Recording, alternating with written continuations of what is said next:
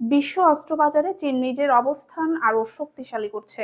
এই প্রক্রিয়ায় চীনা যুদ্ধ বিমানের সবচেয়ে বড় ও নির্ভরযোগ্য ক্রেতা হিসেবে সামনে এসেছে পাকিস্তান। যুক্তরাষ্ট্রের কংগ্রেসে চলতি সপ্তাহে জমা দেওয়া পেন্টাগনের এক প্রতিবেদনে এ তথ্য উঠে এসেছে।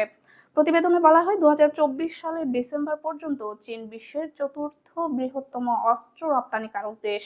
দেশটি রাষ্ট্রীয় মালিকানাধীন প্রতিরক্ষা প্রতিষ্ঠান aviation industry corporation of China AVIC এবং নরিনকো এই রপ্তানিতে গুরুত্বপূর্ণ ভূমিকা রাখছে। পেন্টাগনের প্রতিবেদনে উল্লেখ করা হয়েছে, চীনের অস্ত্র রপ্তানি কার্যক্রম তার পররাষ্ট্রনীতি ও উন্নয়ন কূটনীতির সঙ্গে ঘনিষ্ঠভাবে সম্পৃক্ত, বিশেষ করে বেল্ট অ্যান্ড রোড ইনিশিয়েটিভ এর আওতায়। তুলনামূলক কম দাম ও সহজ চুক্তি শর্তের কারণে উন্নয়নশীল দেশগুলোর কাছে চীনা অস্ত্র দিন দিন বেশি আকর্ষণীয় হয়ে উঠছে।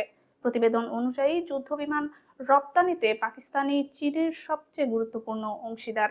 বর্তমানে চীন 3 ধরনের যুদ্ধবিমান রপ্তানির প্রস্তাব দিচ্ছে: পঞ্চম প্রজন্মের FC-31 স্টেলথ ফাইটার, চতুর্থ প্রজন্মের J-10C মাল্টিরোল যুদ্ধবিমান এবং যৌথভাবে উন্নয়ন করা JF-17 থান্ডার।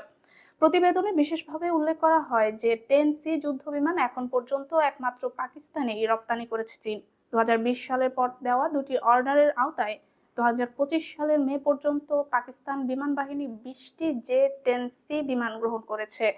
মোট অর্ডারের সংখ্যা 36টি, যদিও মিশর, উজবেকিস্তান, ইন্দোনেশিয়া, ইরান ও বাংলাদেশ সহ কয়েকটি দেশ এই বিমান আগ্রহ দেখিয়েছে। পাকিস্তান ছাড়া অন্য কোনো দেশে এটি এখনো রপ্তানি হয়নি।